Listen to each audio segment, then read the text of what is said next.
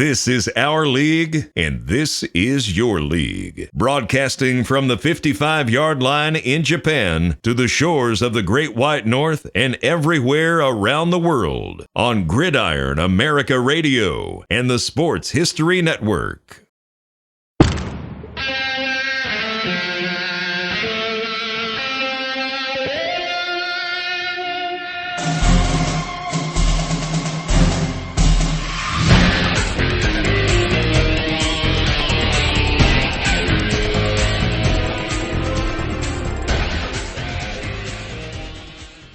Hey, everybody. Welcome to From the 55-Yard Line.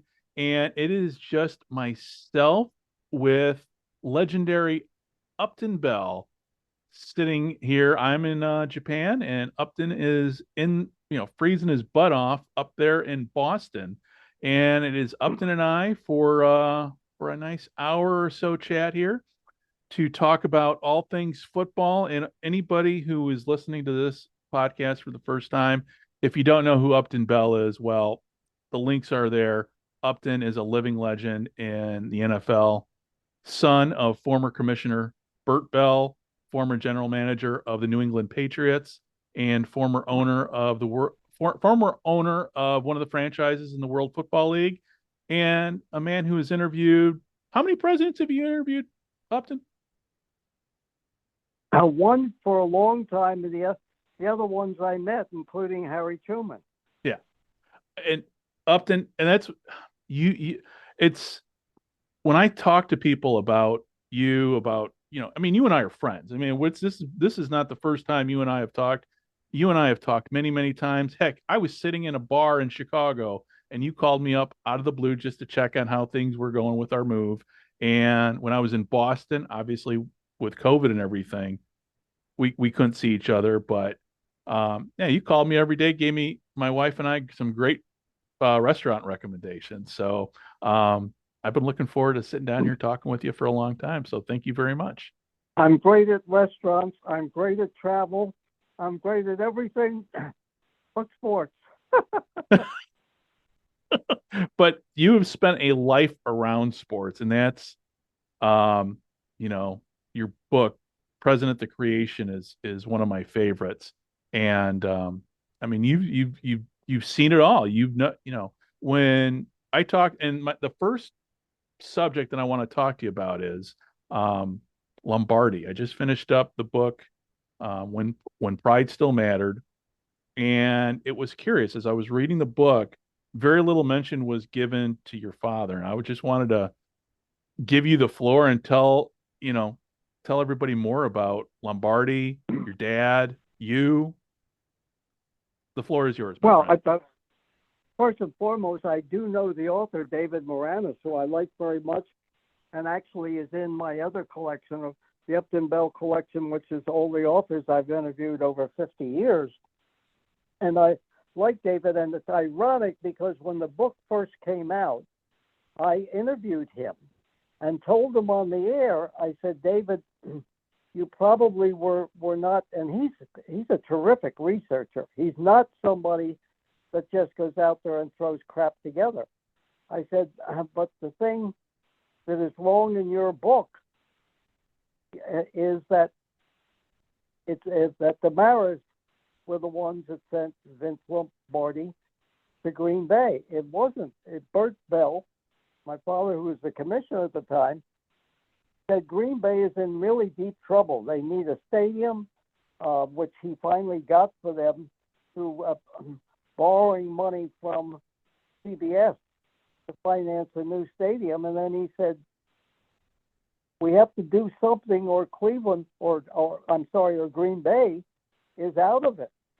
So he said, I need for you to send Vince Lombardi there. He's a disciplinarian. He's a great assistant coach with the Giants. And that's how Lombardi ended up in Green Bay. And Moranis said to me, as honest as he could be, he said, you know what, Upton? He said, you're one of the few people I did not interview. He said, if I had, I would have known that. Now, the other thing is that HBO, that also did the life of Lombardi, they got it wrong too. And I think the producer of it was David Bernstein. I don't know whether he's still there. Probably is now. And I told him the same thing. History is written, they say, by the victors, but sometimes even the victors get it wrong. So a lot of times they do. So that is the true story of how Bert Bell twice saved Green Bay. The first time, and actually you can go on and see a video, I think it's in my collection, that he actually called Hexram, who had left the Rams and went to CBS. He said, listen, I've got a problem. Can I borrow $100,000? We need money. This is back in the 50s. Right. He said, well, Green Bay could go under. And he said, Heck said, I'm not going to lend it to you, Bert. I'll give it to you. And so he gave the money to Green Bay. And then finally we had the dedication. And it's really funny. At the dedication, Tricky Dick Nixon showed up, the vice president. And there's a thing of my father giving a speech at Green Bay at the dedication of the stadium. And Nixon was there for it. So Green Bay can thank, I mean, you're not going to hear it today because the only thing the networks do now is self-congratulations. And so the Green Bay Packers can thank Bert Bell for saving them twice. And your dad's relationship with Lombardi, what was that like? Well, he knew everybody. I mean, he didn't know Lombardi intimately. He knew of him. But remember, I tell people, they forget Bert Bell founded the Eagles, was 50% owner of the Steelers, but he also was a quarterback and a coach. And that's what I think gave him, unlike any commissioner in any sport, the insight and how to look into the future, because he knew what it was like to get knocked on your ass. He knew what it was like to throw a forward pass, and he also knew what it was like to continually lose as an owner and a coach because they didn't have enough money to do it. And out of that came Bert Bell founding the draft, or the NFL again would have gone under. There were 22 teams since the founding of the NFL. And I'm sorry, 27 teams that went out of business. And yeah, that's something people don't realize, that, for the longest, when the NFL first started out, it was a year-to-year proposition for the league. It was going out of business until he went to the owners and he said, listen, I'm the weakest link in the chain, and I'm recommending that we have a draft, and when the inverse order, the more you lose, the higher your choice is. And he finally pushed it through in 1935, and the first draft was in 1936. They didn't have that. It was the Bears, the New York Giants, the Washington Redskins, and the, believe it or not, Packers. I mean, people talk about Lombardi. I'm jumping all over the place. But Curly Lambeau was the genius of the Packers, kept them alive, was in, I think, the first or second Hall of Fame ballot. Lambeau Field's named after him.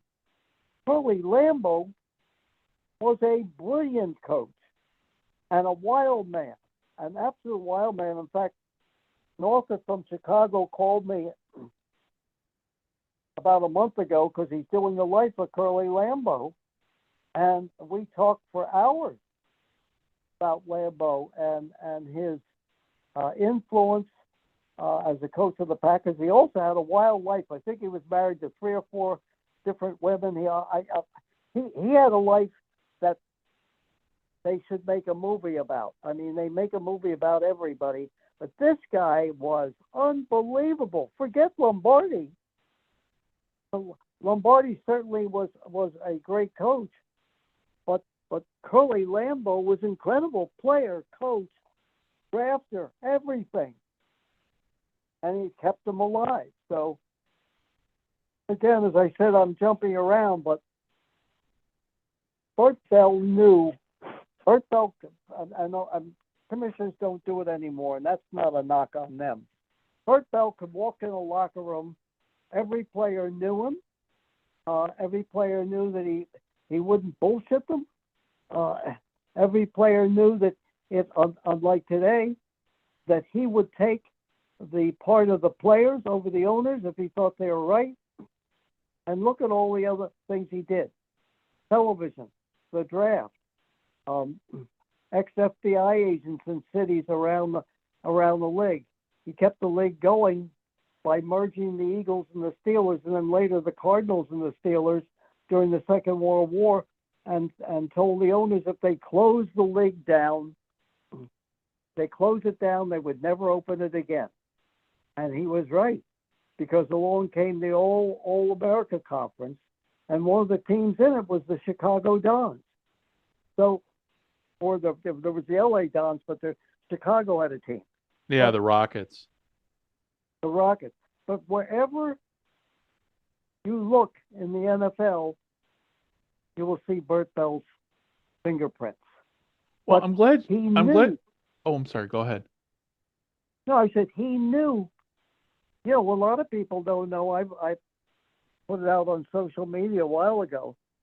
I'm watching the Rose Bowl, the Michigan-Alabama game, is that Bert Bell threw the first pass in Rose Bowl history. I didn't know It was that. It was one of the few Ivy League teams, 10 in 1916, 1917, played in the Rose Bowl against Oregon. They lost. I think it was 14-0. And I was trying to get, because I think actually NBC has the video of it. Bert Bell threw the first forward pass in it. And when the Ivy League was a power, he led 10 to the Rose Bowl. Never happened again. Wow. Oh, I knew you led him to Rose Bowl, but I didn't, until I didn't know your dad threw the first pass in Rose Bowl history. Wow. Well, not only that, he coached then later on with John Heisman for the Heisman Trophy. His extended experience before he even became commissioner prepared him to be the most far-seeing, whether I'm his son or not, most far-seeing commissioner. And back-to-back, I told NBC News about 7 or 8 years ago when they were doing something on the NFL. They wouldn't use it, and I know why. I said the greatest combination of back-to-back commissioners in sports history was Bert Bell, followed by Pete Rozelle. Mm-hmm. Now, I knew that I didn't give a shit. That I knew they wouldn't use it because they're not going to put it on there when Goodell was commissioner and in charge of the TV. But I got it in anyway. I could care less. But when you think about all that and you see his vision, a lot of people probably don't know, maybe you do, Greg, but the first televised game in history was Bert Bell's Philadelphia Eagles in 1936 to 37. Bert Bell's Eagles against the Brooklyn Dodgers. Yes, there was a football team, and the World's Fair had come to New York, and NBC wanted to experiment with a football game to show it at the World's Fair, and that's what they did.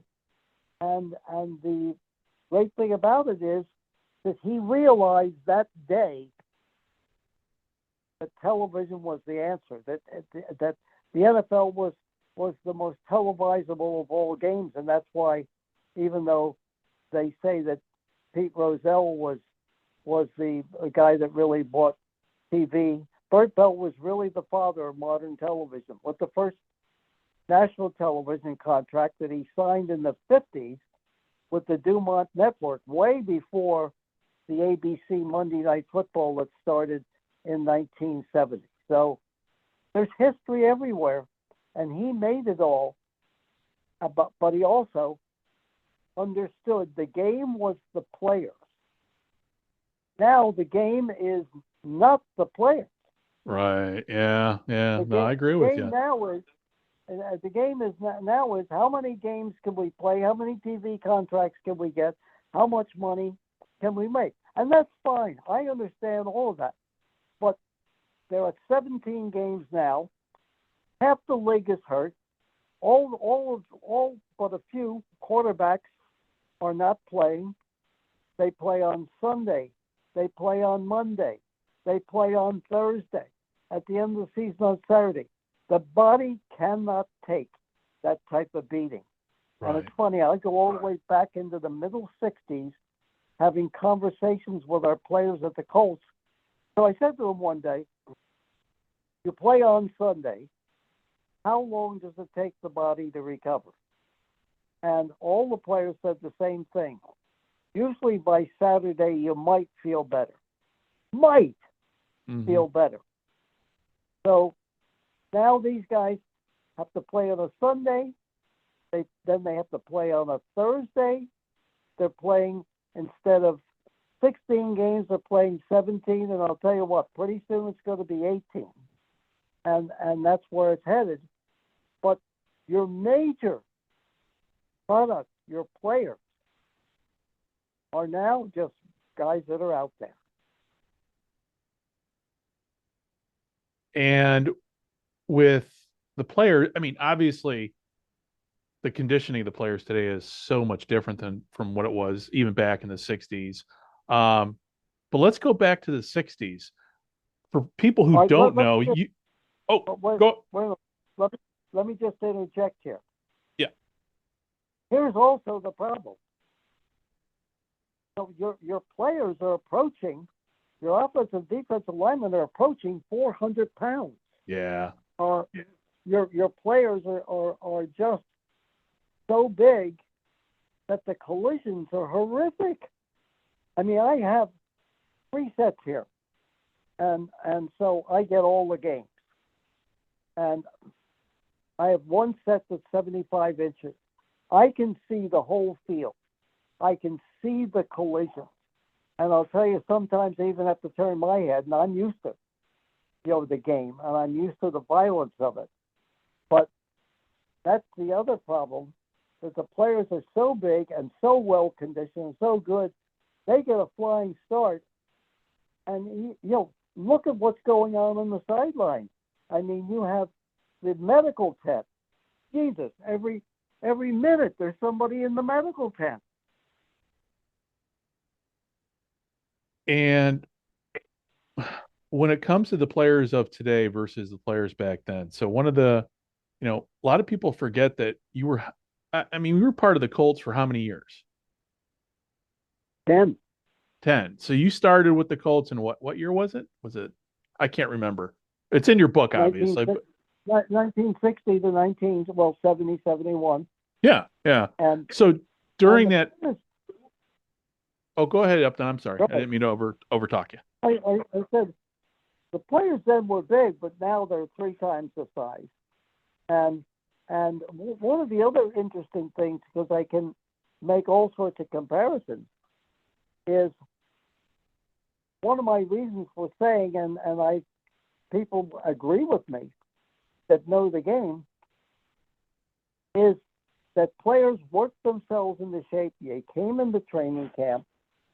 There were 6 preseason games, but the players didn't play in all of them.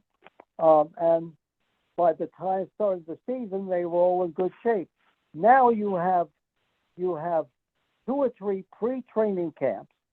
Then you have training camp.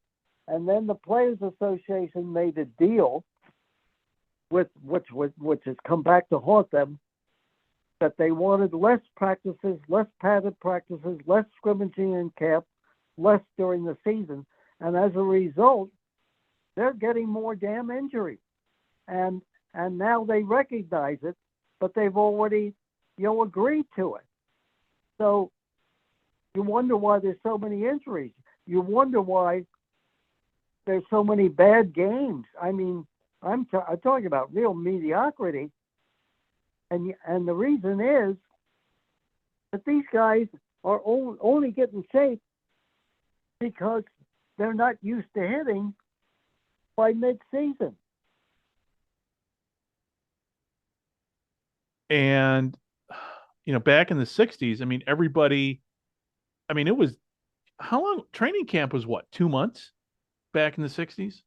It's about, we went in July and broke like just before the first week in September, something like that. Well, that's the other thing. You went away, and players knew how to bond.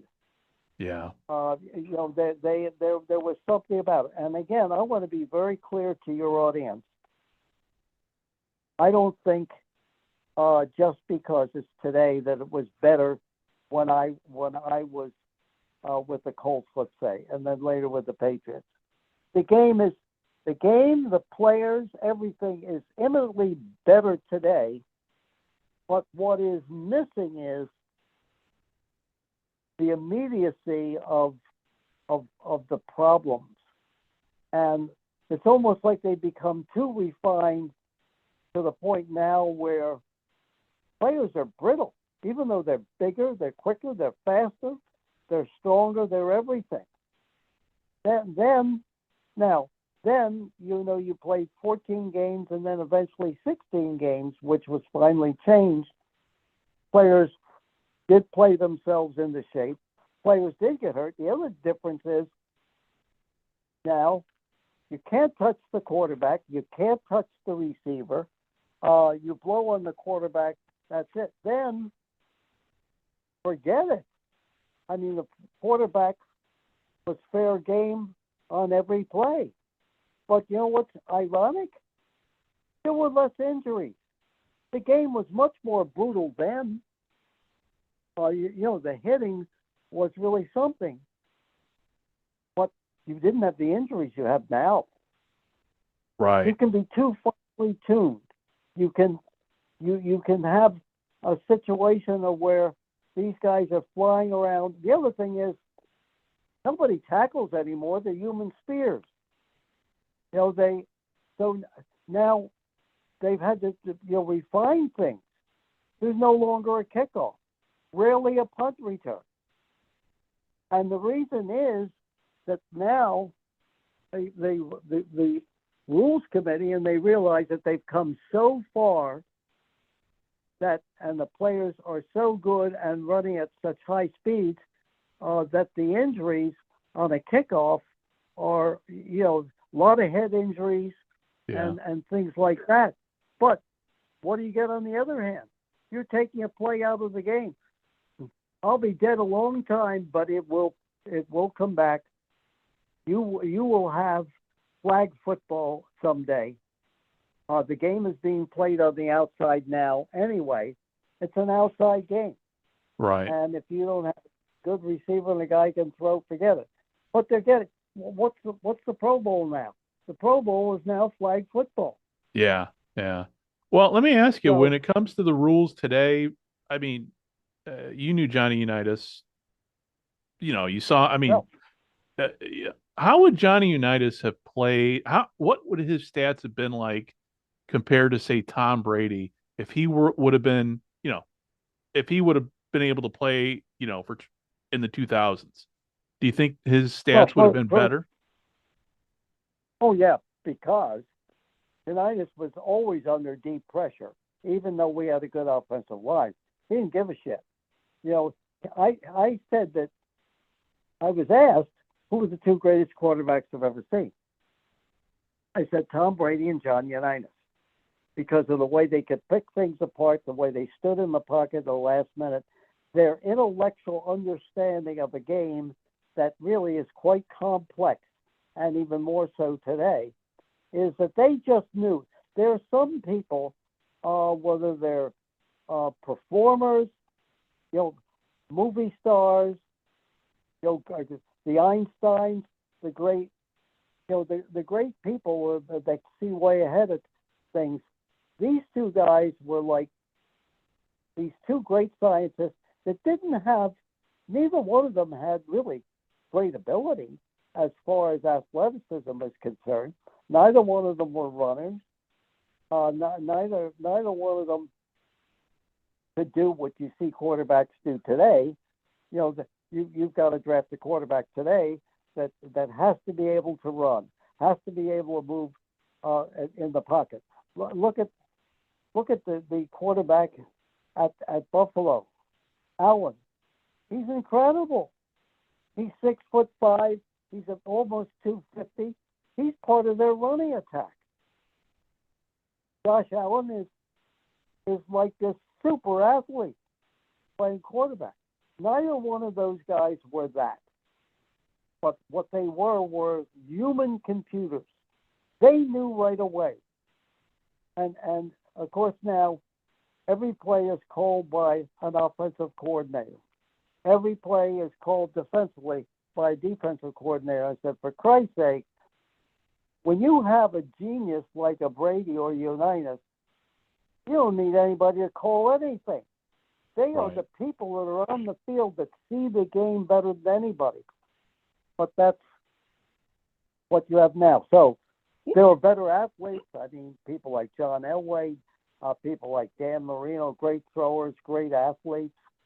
Joe Montana. I could name a whole bunch, going all the way back to Sammy Ball. Yeah. That were better athletes. But these guys were, it was like watching Einstein, with the theory, discovering the theory of relativity. These people were human scientists. And with that, there was the other part with the Colts with Don Shula. Now, obviously, anybody who knows football history knows that, from what I've read, and I'm going to ask you, the relationship between Shula and Unitas wasn't the greatest. But when it came to Unitas, called its own plays. So, what was the input on Shula was Shula on the sidelines during a game? Well, a couple of things. First of all, people forget the most underrated coach of all time was Weeb Eubank, who was before Don Shula. Oh, yeah. And Weeb won the two biggest games in early NFL history. He won back-to-back world championships, but he won with the Colts in the first sudden death game, which again, Bert Bell invented sudden death. And then he came back and upset us while being, like 17 points. The Colts were almost 17-point favorites. And he came back and upset us with Joe Namath and a great defense. He was really something.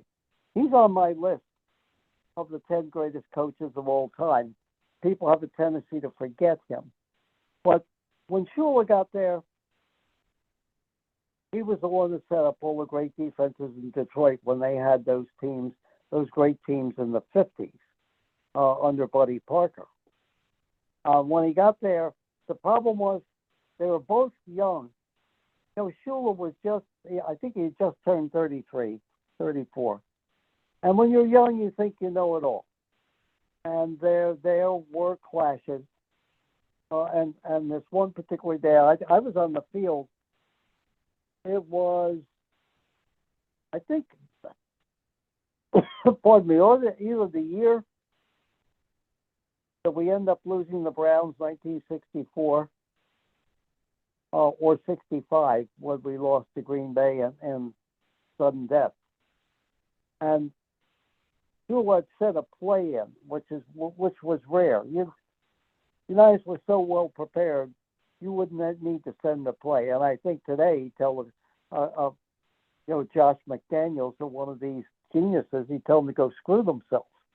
But Shula sent in a play. Giants ran the play, and what happened was it ended up being an interception. And when he came running back to the bench, which you wouldn't see with these guys today, he said, if you're going to call a play, get it fucking right. He ran to the bench. I thought, oh my God, are we going to end up in a fist fight here? But Shula said nothing, and that was the last play sent in. And with those 60s Colts, you were down there for Super Bowl III. I always hear people talk about the New York Jets side of things, but when it comes to the Colts, obviously, I can't even imagine how big of a loss that was for the franchise. I mean, just what was it like after the loss? Well, it was, I could, the week leading up to the game, I think I told Shula, I said, I think I had a sense that our players thought that this was going to be, an easy. It was going to be an easy game if they played their game, and it probably would have been.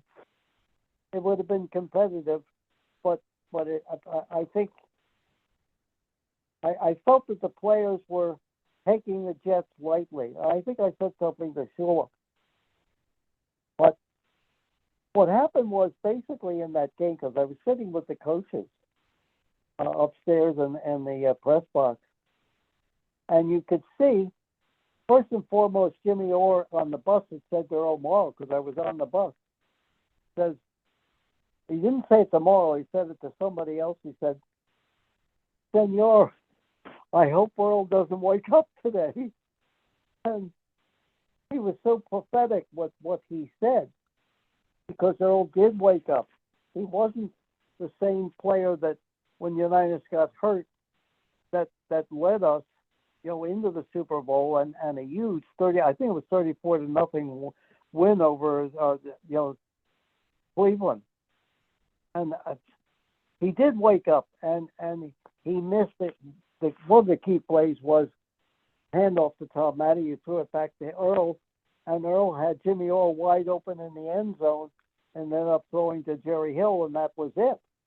That it gave the Jets impetus that they could hold us, and the irony was that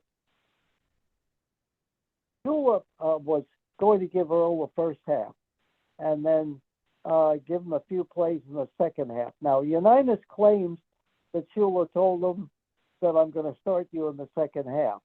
I don't know which one was true because I wasn't there on the field or in the locker room. But the Jets won. I think it was 0-0 at halftime, and the Jets were up 3-0.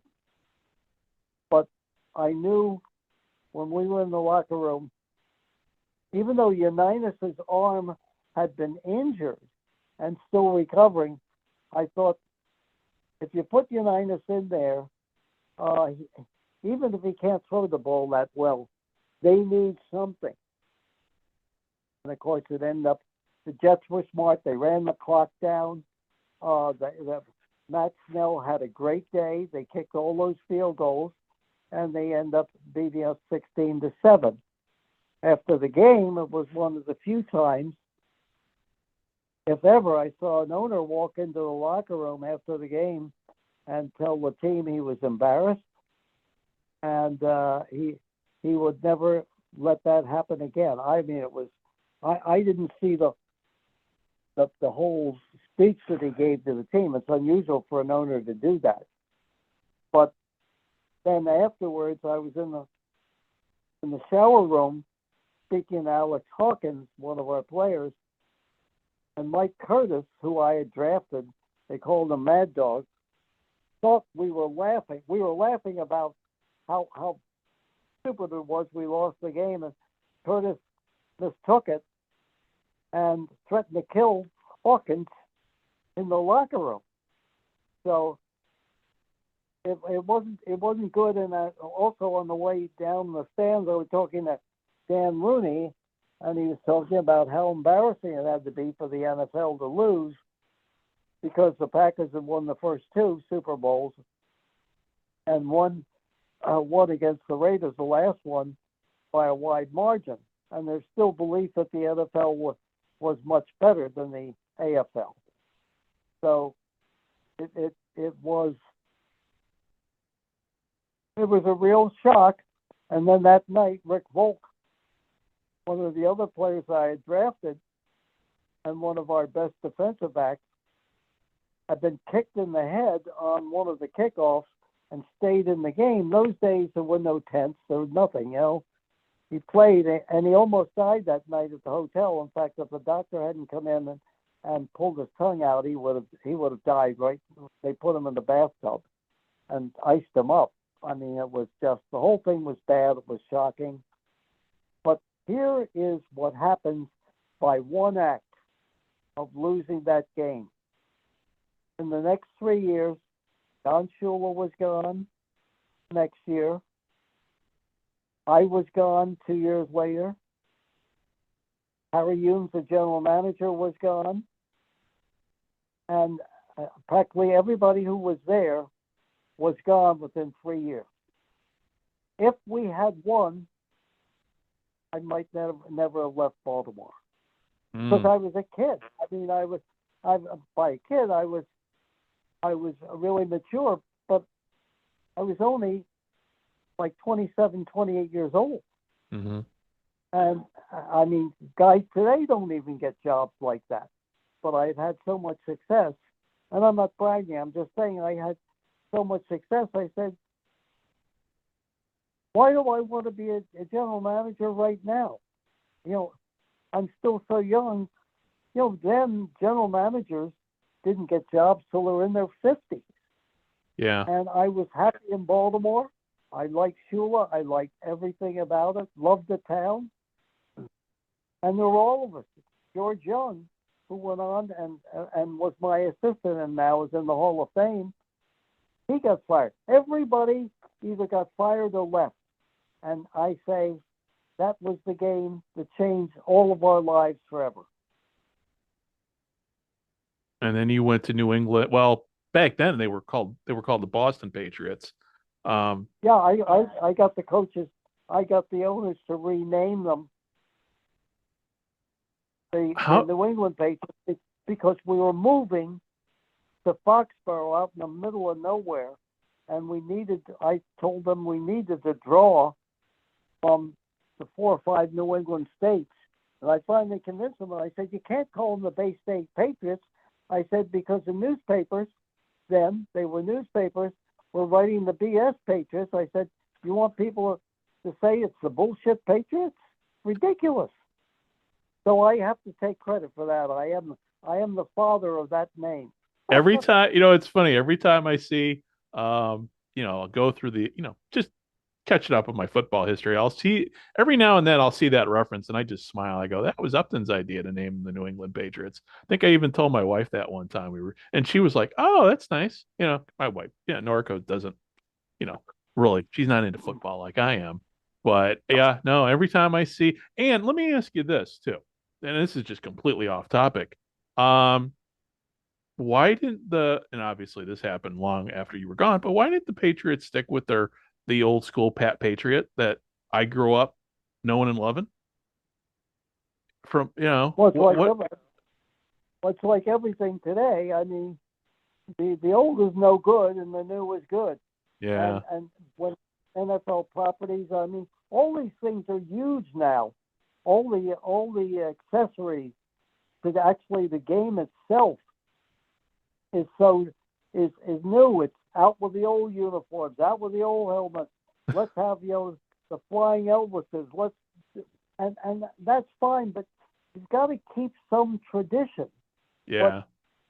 But listen, I'm not lamenting it because I don't really care.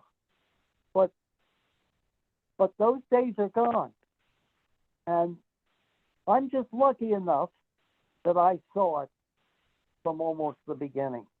I'm lucky. I look at it this way. I love watching the games. I do a lot of reports on them.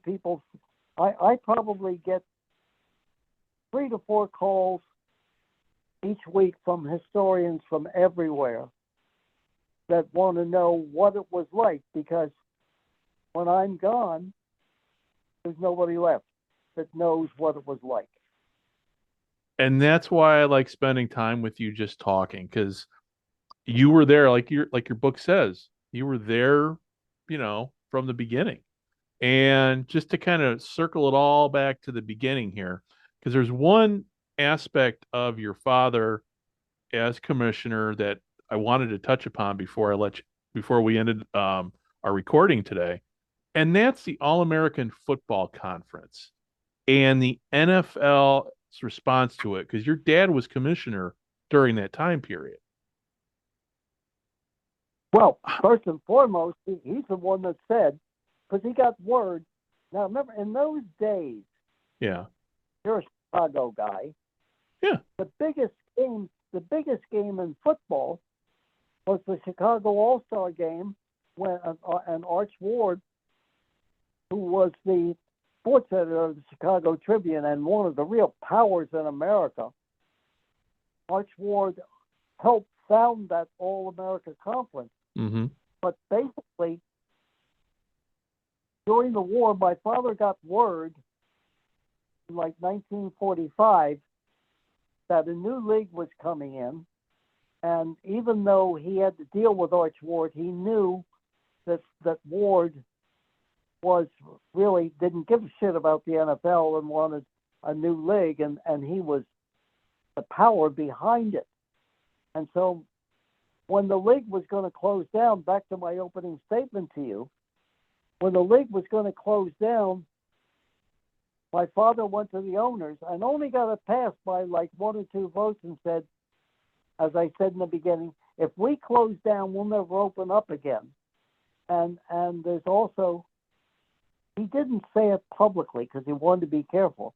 He also said, that there's a new league coming up. He had gotten worried about it. And so what happened was that league, if they had had more money, like Lamar Hunt and the AFL, Mm-hmm. they might have made it, because I can tell you this. Now, I was still a kid to a degree, but I was a kid that I never thought I was a kid. I always thought I was an adult, because that's the way I was brought up. It was great. I knew what was going on.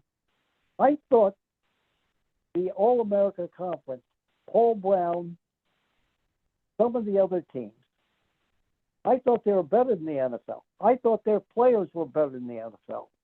I was never surprised when the Cleveland Browns came into the league in 1950, and I saw the opening game, and they got into their training camp.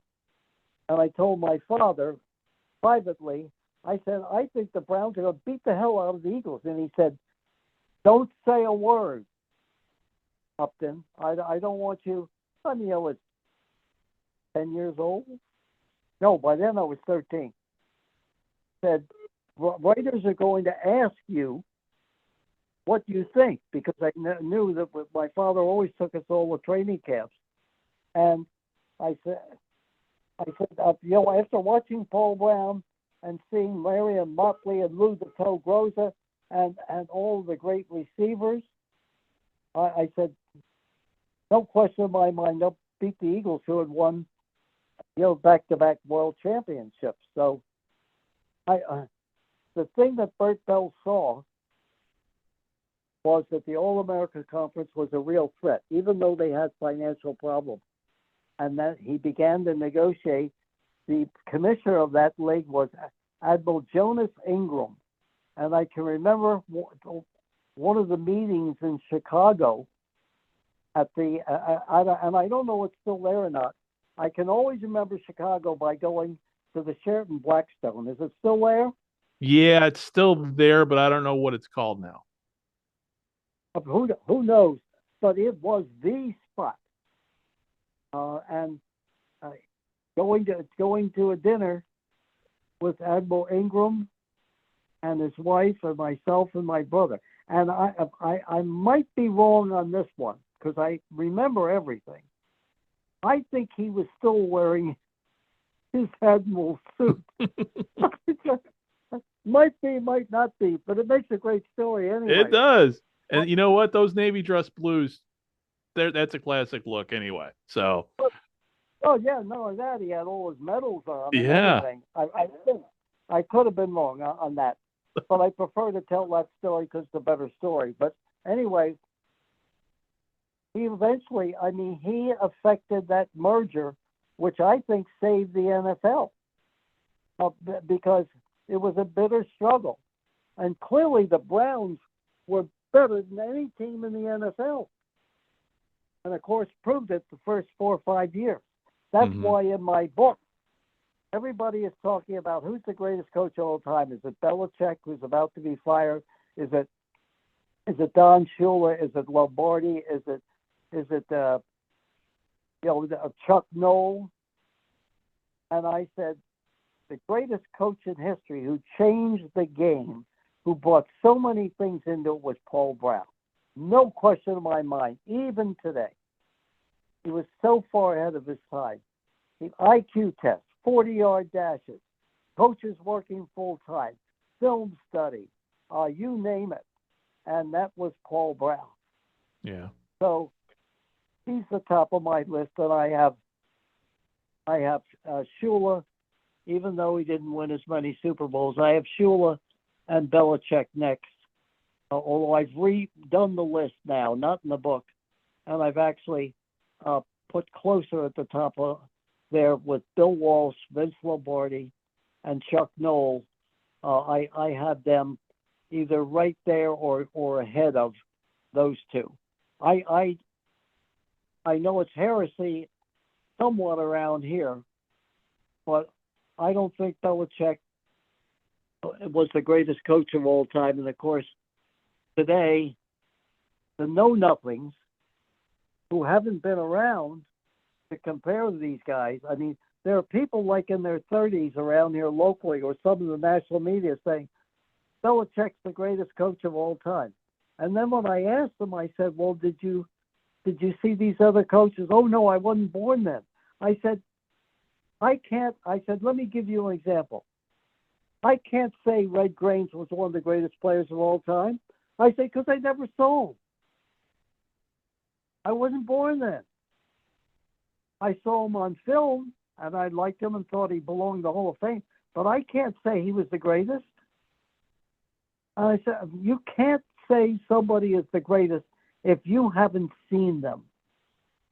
And that's what I find a problem today. Everybody's got this great and that great. I think the other big argument is this, unfair or not. Belichick coach at Cleveland, been here for 23 years. He's won nothing since Brady has gone. Yeah. Nothing. Bad. That doesn't mean he isn't really a terrific coach. He's just not the greatest. Yeah. No, I agree with you. I agree with you. He got one of the two greatest players of all quarterbacks of all time. And now the players that's beginning to come out of are saying that basically, and this is not good for Belichick, but there's a series coming up on Apple on the Patriots and their dynasty. And Danny Amendola, one of the players, said, we played with Belichick, but we played for Brady. That's a hell of an indictment. Yeah, yeah. And also, too, and maybe you might agree with me on this, but, I would say Belichick's the greatest coach of the 21st century. I mean, you could break it up that way because obviously the rules. I don't know. I don't know. I think he's really a good coach. That's the other thing that's changed. If you don't know how to deal with today's player, right, who is completely different, you can't operate out of fear anymore. They'll tell you to go screw yourself. Yeah. The guy I love is the new coach, the rookie coach at Houston, D'Amico Ryans. Oh, I love this guy. He was a former player. He then worked for the 49ers. I was asked today to give my opinion on who was the coach of the year. I said, D'Amico Ryans. And I said, you know who I think is the quarterback of the year? It's C.J. Stroud. Oh, my God. I mean, that guy's got a gun for an arm. He's got great poise. He's got everything. And he's really made that team. I don't root, but I'm rooting for them Saturday. And that's a franchise that everybody wrote off a couple of years ago with Deshaun Watson and everything. The father who founded it, I didn't care for. He's died. Now the son owns the team. I don't have a lot of time for him either. Yeah. But that's what are you going to do? Billionaire row. Yeah. Well, let me. Oh, go ahead. I didn't mean to talk over you there. No, I'm just saying. Look, before we get off, I got to give you my petty peeve of the week. Okay. Now, the NFL has slowly but surely going to what I predict will be the future. They first of all took the Thursday night games free off the free network and put it on Amazon. And Amazon paid them millions of dollars for it, and therefore you had to pay for the season for Amazon. I think it's $14. Poor production, everything else like that. It really pissed me off. But now what they've done is, and it's the slow. I can see it now, the ebbing of free TV. So the key game this weekend is going to be Miami and Kansas City, and they're predicting it might be the worst weather we've ever seen. Mm-hmm. So what the NFL did said, for the first time, we're going to put a playoff game on this Peacock network, and Peacock is now part of NBC. So they tried it 2 weeks before when Buffalo was playing the Chargers out in LA, and they didn't get a lot of views. They didn't get the millions of viewers that they normally get. But I said to myself, screw them. I am not paying to watch that game. But this weekend I'm forced to because the playoff game, and I'm doing a lot of different interviews on it. And I'm saying to myself, I have said this on social media. I said this 2 years ago. I said the day will come when the NFL will charge you to watch the Super Bowl, $25 or something like that per household, and they'll make millions of dollars on it. But slowly but surely, you're going to begin to lose your TV. Yeah, I agree with you. But I agree see, with you. Then, again, Greg, what you have is, like them or not, the old-time owners,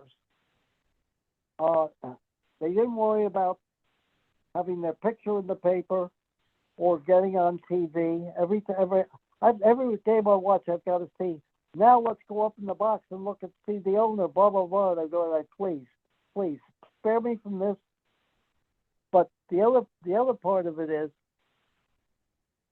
that the only people that can afford to get into the game today are billionaires.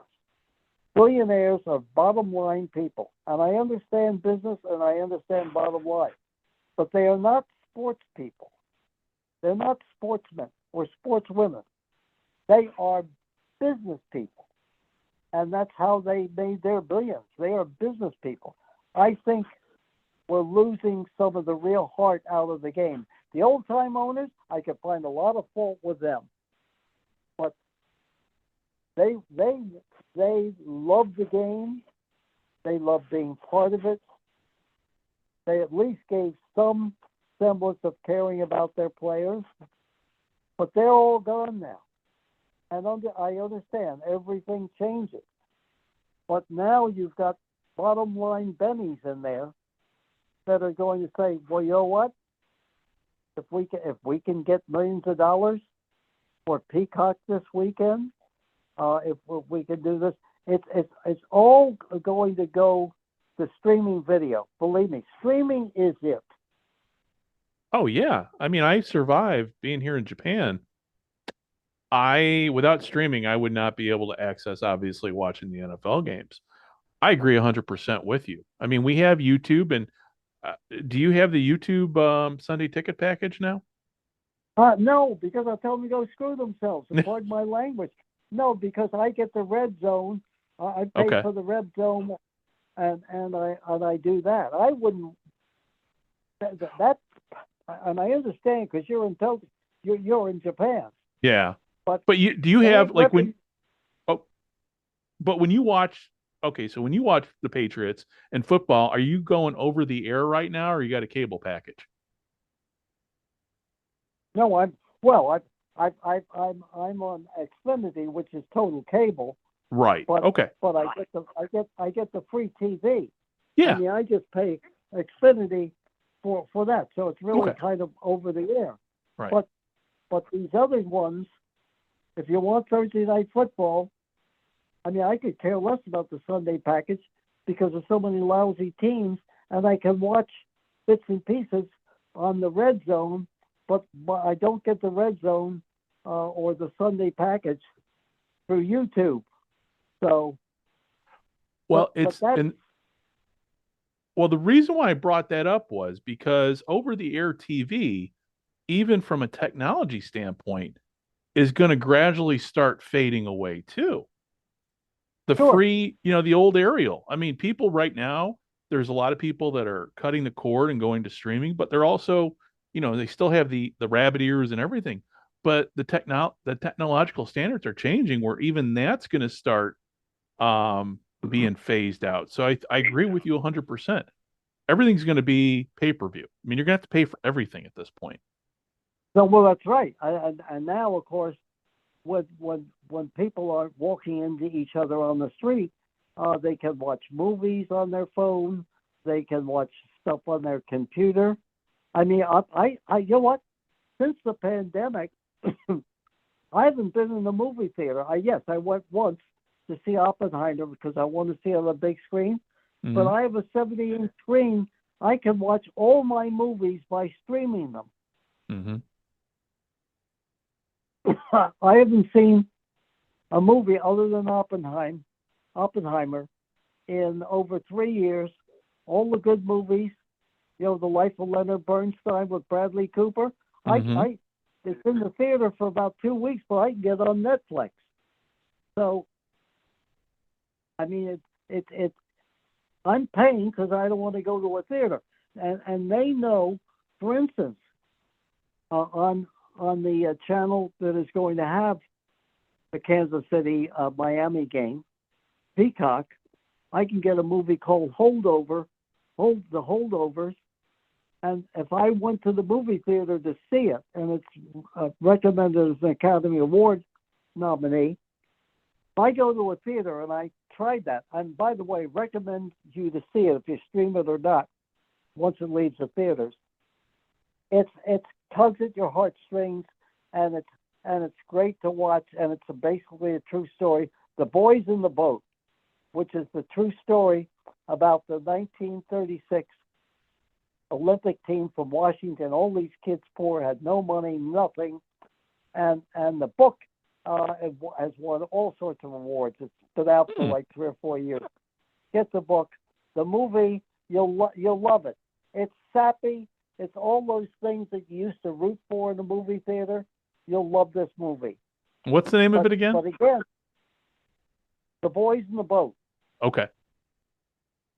Based upon a true story. Right. And the book, I mean, is one of the best books I've ever read about sports and about what it's bigger than really a sports story. Right. About the Depression. It's like, but again, I don't go to movie theaters. That's the positive part about streaming. Other than sports, is I can watch the movies. My screen is as good as anything, except the theater screen is much bigger, but I really could care less. So we're seeing technology totally change, and I think to myself, 1936, Bert Bell, Philadelphia Eagles, playing the Brooklyn Dodgers, and the start of President at the Creation is really the first TV game that changed football forever. Yeah. Yeah. And here we are in the 21st century, in the third decade of the 21st century, and we are talking over the internet. And this show, after I finish editing it and splicing everything together, is going to go out over the internet airwaves. It's just amazing how full circle we have come with technology and sports, and it's Well, just. And I'm 57, and I'm amazed because I was born when Lombardi was coach of the Packers, and spent most of my life watching TV over the air on an analog TV. Yeah, and that was was a completely different time. I've been lucky enough to see it all, and I turned 86 this year, and I've been able to see it all, absorb it all, remember it all, and continue to tell the story of when it, and be able to compare it to when it was, what it was then and what it is now, and why and how I see, again, the changes. And again, I want to repeat, I think that everything about the game is better. And there are a lot of things that I really like. The things that I don't like are the things that affect the players in the game and the public that has to be careful that they aren't total suckers. I sent out on social media this week, I said, I'm going to get Peacock because I want to watch the game. And then I put at the end of my missive, I said, shame on me. Because I'm contributing and just giving them, if they have a big number, Yeah. who the hell knows what happens next year? Yeah, I'm like you. I just see everything going to streaming. I mean, I'm fortunate enough over here in Japan to have DAZN, and it's a British company, but they've got the NFL international contract now. I don't have to worry about paying money to Peacock for anything like that. But yeah, I'm part of the problem too. By the way, because they run out of places to go here, you'll live a lot longer than me, but you will see in your lifetime teams in Europe and games. There'll be games in Japan. There'll be games in China. The NFL is going to go international for two reasons. They'll tell you because they want to spread the gospel. That's bullshit. What they have seen is that there's no place to grow anymore in the United States. Right. They're in every place, and some of the places stink, like Jacksonville, and you name it. But you will see that. So it's great for people in Europe and Asia because they're going to be able to see it. I don't know how good the game is going to be, but it doesn't make any difference. Right. So right. That's where you're going to see international games more and more and more. Well, it's funny you should bring that up because there is a book out there that I read. I had the author on my podcast, I think it was last year, Keegan Dresso. And his book is called Gridiron Cup 1982. And the best thing about this book, and you will appreciate this more than anybody else, is that your dad is the linchpin for, in an alternate history, the gridiron game being the game out surpassing soccer or anything, and establishing basically a gridiron World Cup. I don't know if after you and I wrap up everything, I'll send you the link and everything, but it's a great book. But yeah, I agree with you. The international aspect of they've got to go because there's nowhere else to go.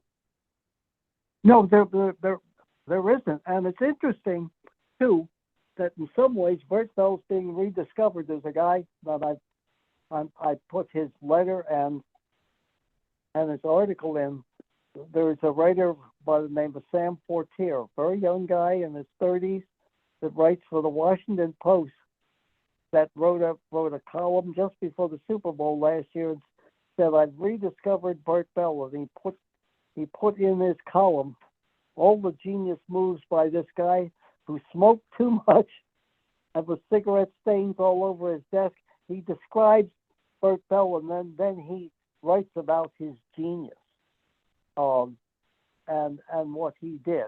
See, I've always maintained that my father could have been successful in anything that he did because of his ability to see so far ahead.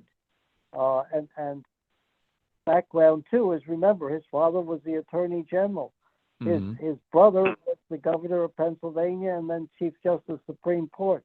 That's where I get my knowledge of politics and all the things that go on in this country and worldwide. Is that we would discuss at the table not just football. We discussed politics, arts.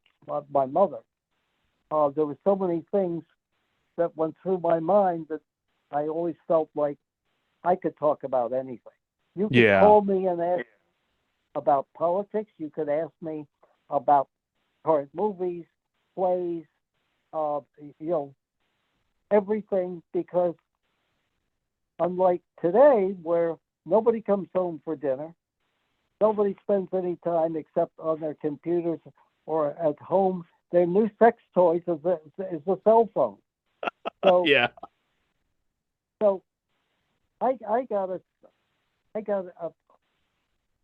open to everything, and heard and met people and heard them talk, and I got an education other than my schools, places I went and learned.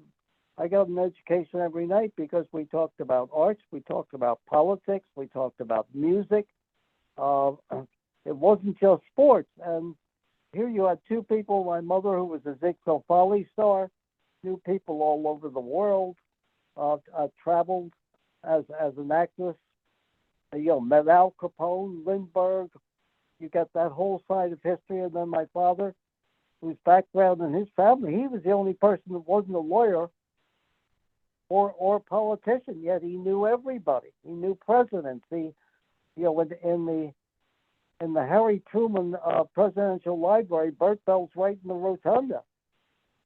A picture of he with Truman in the background. So I am damn lucky because I was able to learn about a lot of things, and particularly about life, what it was like. So as a young kid, I was able to experience all of this, including living in the same house with 33 football players. In fact, I found a check that Bert Bell wrote to a starting offensive center, Bull Lipsky, of like $5 or $6, pay him a week to babysit the Bell boys. Well, let me ask you, with your dad, when he did the schedule, because he's the one that did the schedule. Right. How involved with that were you? Nothing. I just was like watching Bobby Fischer play chess. Ah, okay. Because I've seen I think if I remember correctly, there's a picture of your dad with everything lined up and making the schedule. Yeah, so I was just. But actually, he used dominoes and had a board there and moved them all around. My brother, had the exclusive rights to it, but Bert Bell was the one who coined the phrase "on every given Sunday." They say it I hear it every week. They just don't remember who said it. And finally, Peter King asked the author of my father's book on any given Sunday, Bob Lyons of the Associated Press. He said, "I thought Pete Rozelle said that." And he said, Bob Lyons said, "No, it was Bert Bell who coined the phrase after making up the schedule, because the way he made it up was to make sure that the weak played the weak and the strong played the strong. And by the middle of the season, everybody was still in the race." So that's another thing that he did. And it's watching him. He would come home from the office and then begin working on that. He did everything. He was the commissioner that did everything. And if your dad would have lived into the 60s and gone with the league into the 60s, do you think that the AFL, at what point do you think he would have tried to come to peace with the AFL sooner rather than as further down the road as it was? What's your take? I mean, just looking back at it, what do you think? Well, if people got the book on any given Sunday written like Bob Lyons, there's a whole section in there. His former quarterback, Davey O'Brien, who he drafted, Heisman Trophy winner from TCU, ended up being after he left my father's team, retired early, and went with the FBI and became the best pistol shot in America. And he was the go-between between Lamar Hunt and my father that year that the that my father died, and actually, and then the AFL started up in 1960, and asked my father if he would be interested in being commissioner of both leagues. There's a whole section in there on that, and my father finally, there was a secret meeting set up with him and Lamar Hunt, and then Hunt had asked him if he would be commissioner of both leagues, and he said no. But he said, "I'll tell you what I want to do. I'm going to Congress," because that's another first. My father was the first-time lobbyist of any sport, and he registered as a full-time lobbyist. He used to go to Washington every Monday or so and meet with Congress. And he got Hunt to give him permission to announce that there would be a new league and that the NFL fully backed it. So I think if he had lived, there probably would have been peace and some down the line merger, although Hallis was against it. But the other thing that most people didn't know, and it's in his book and mine, is that Bert Bell had secretly decided that at the end of the 1959 season he would resign as commissioner. He had made a secret deal with the Philadelphia National Bank to buy his old team, the Eagles, for $950,000. But none of us knew it until 3 days after his death, when the bank called and said we didn't know anything about it, that we're sorry we can't complete the deal. And we said, what the hell was the deal? And they explained it. So if he lived 3 more days, you could be in my box at the Eagles. Oh man, but that's the irony of life, you know. That is. So anyway, I think we've done it all tonight, or at least we've done it all tonight. So for those who are on social media, the best way to find Upton is on Twitter at Upton Bell. And the great thing about Upton's Twitter account is he talks about everything, not just sports, politics, whether you agree with him or not. I always love Upton's hot takes on politics. And Upton, the other thing I want to add, if I've got 2 big websites, one that has the whole history of college and pro football from the 1890s to today, and that's the Upton Bell Collection at UMass Amherst. If they go online, they can see it and go into all the different categories, and it has my Super Bowl ring, and it has all sorts of stuff in there, including a gold football from George Hallis to me when he won the championship in 1946. There's stuff that I've been offered hundreds of thousands of dollars for that is in that case and in that collection, along with the history of the Bell and Francis Upton family. So please go online and take a look at it. If you're in the area at all, go see it at UMass. It's an amazing collection. I will add the link to our show liner notes when this podcast comes out. So and I'll be spending quality time with it today here on my side of the world, looking at everything that's on there. And anything else? Any other places? I mean, you mentioned you got the Upton Bell collection. Well, there's another collection of 500 of the authors that I've interviewed, with each one of their books inscribed and the history of them. And we have like 4 Nobel Prize winners and over 30 Pulitzer Prize winners. It's one of the largest collections anywhere. And it'll eventually have interviews that I've done, not on sports, but with these authors. And you can get that by going online at UMass Lowell, although that hasn't been finished yet. But you can still go on and look at some of them. There's still 300 more to go up there. So I also will be featured in the New York Times, I think, at the end of this week on the real story of the Patriots. Oh, really? Then and the Patriots now. Yeah, it'll be. In fact, the author or the writer for the New York Times, and it'll be in the business section, is Ken Belson, who lived in Japan and wrote on Japan and business back about 30 or 40 years ago. He's an interesting guy. Okay.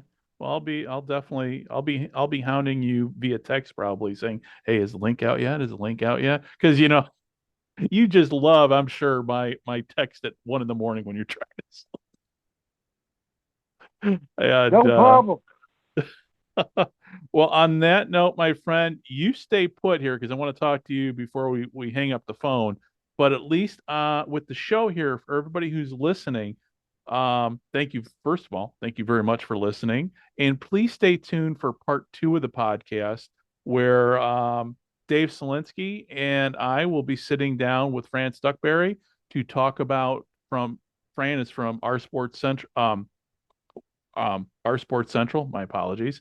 I only had 1 cup of coffee here today, but we're going to be talking more minor league. We're going to be talking this week in the minor leagues. We're going to be talking United Football League press coverage, and I'm sure a whole lot more with Fran. So, for everybody listening, thank you very much for spending time with Upton and I this morning and this evening, depending upon where you are in the world.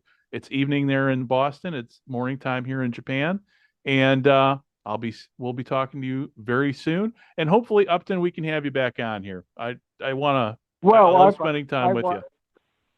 I want to say to your audience, sayonara. Domo arigato. Thank you very much, Upton, and for everybody, please stay tuned, and we'll be talking to you soon. Bye bye.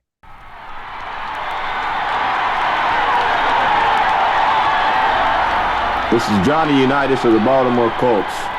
Let's go, you Colts.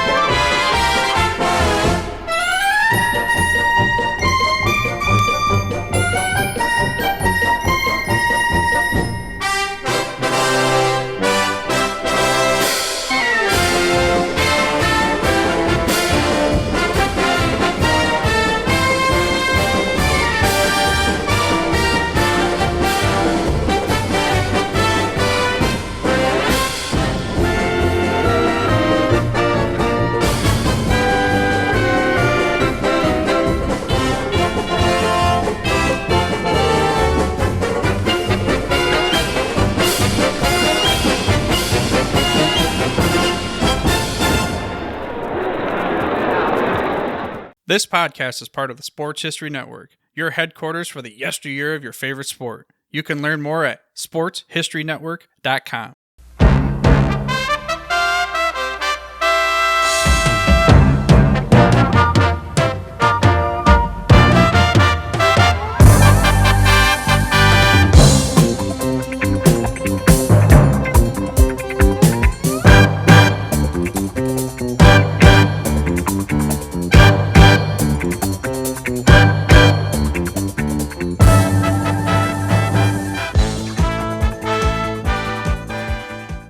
Hi, everybody. Welcome to part 2 from the 55 this week.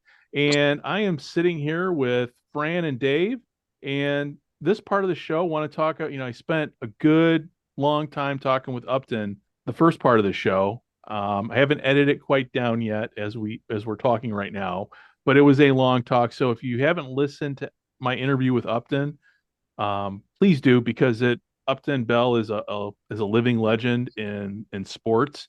And as I was telling both Fran and Dave here before we hit the record button, Upton Bell is he's a living link to the past. So it was a pleasure to talk to him. Him and I are friends, so it was great catching up with him.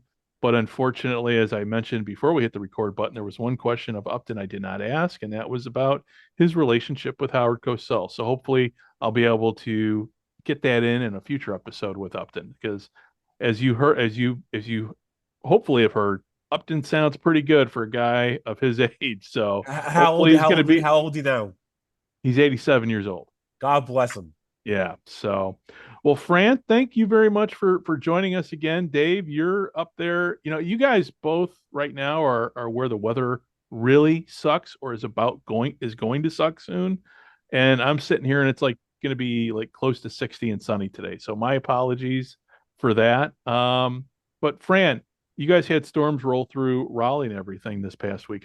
How did that? How bad was it?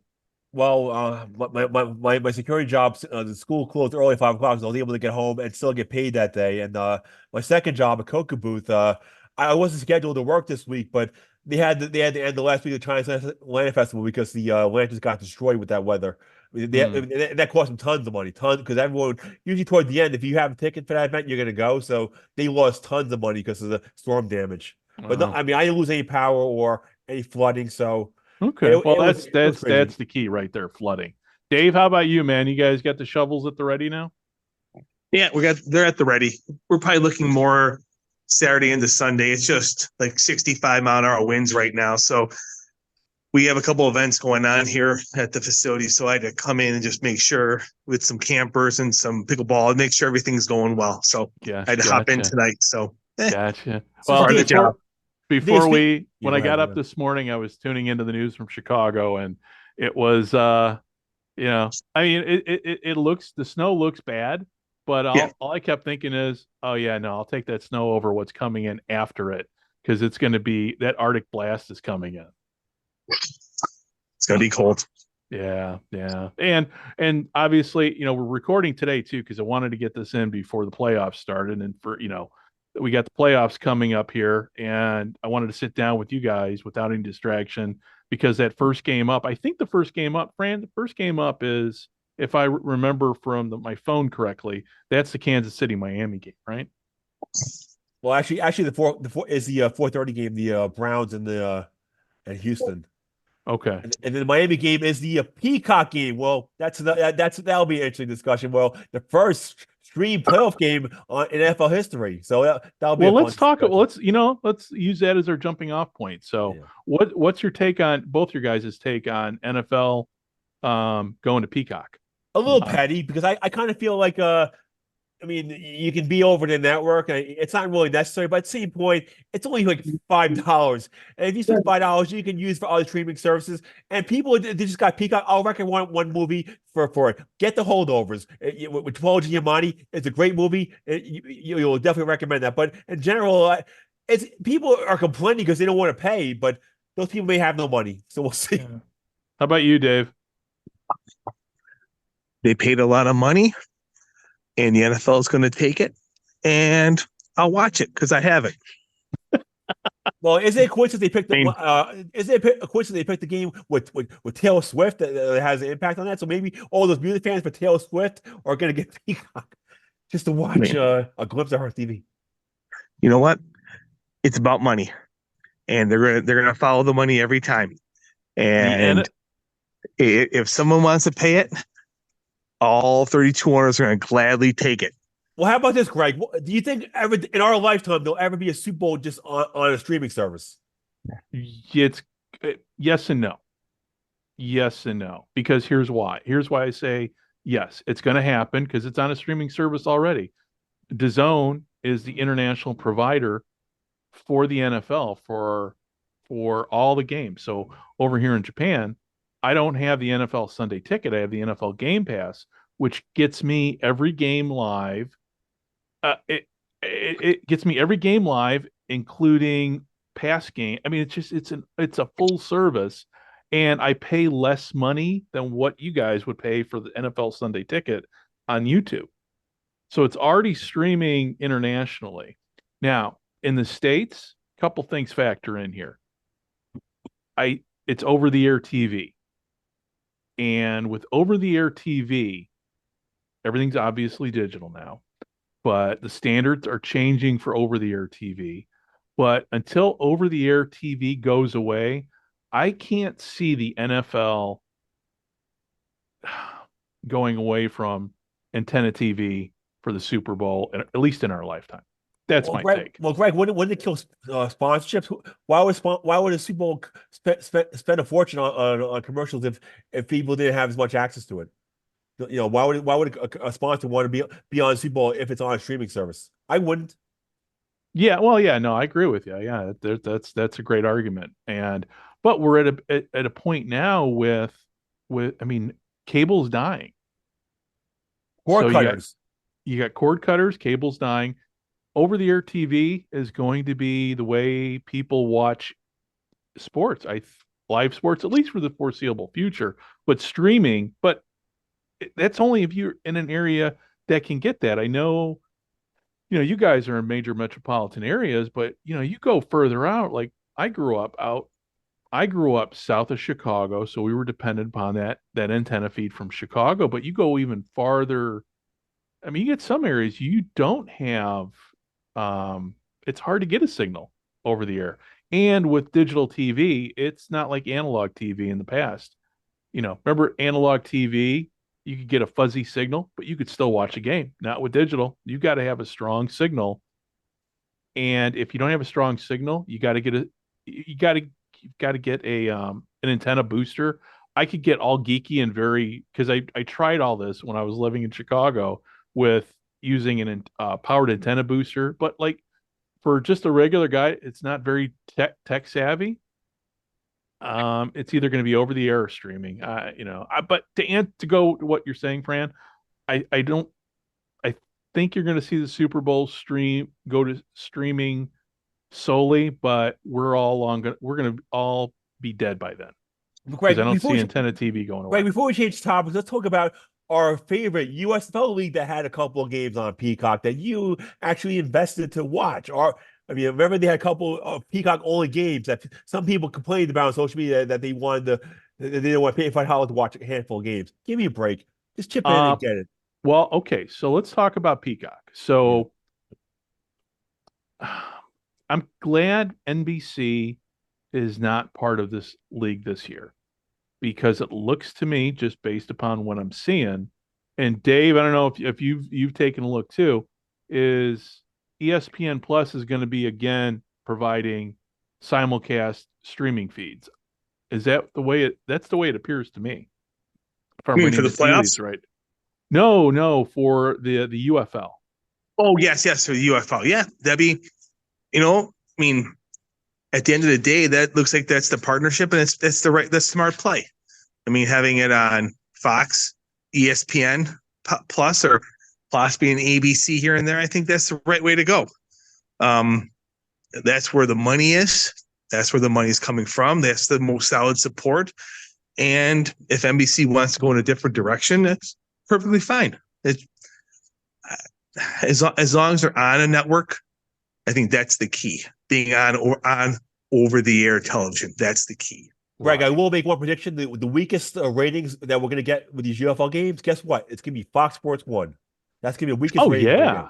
They're going to be buried, and fans are going to be crying, because Fox Sports 1 doesn't have the penetration.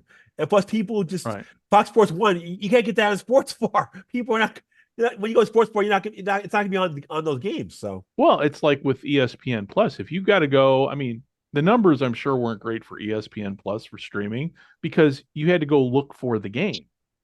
It's not like, you're at home turning on your TV and just channel surfing.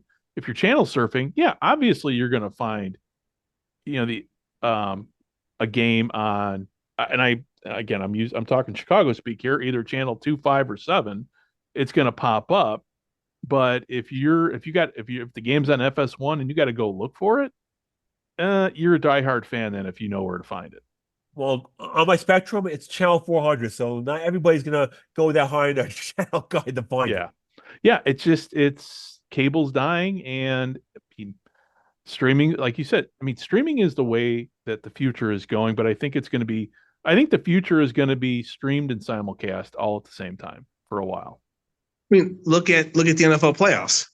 the games are on NBC and Peacock, and then you have Paramount Plus, CBS and Paramount Plus. I mean, they're all pairing up.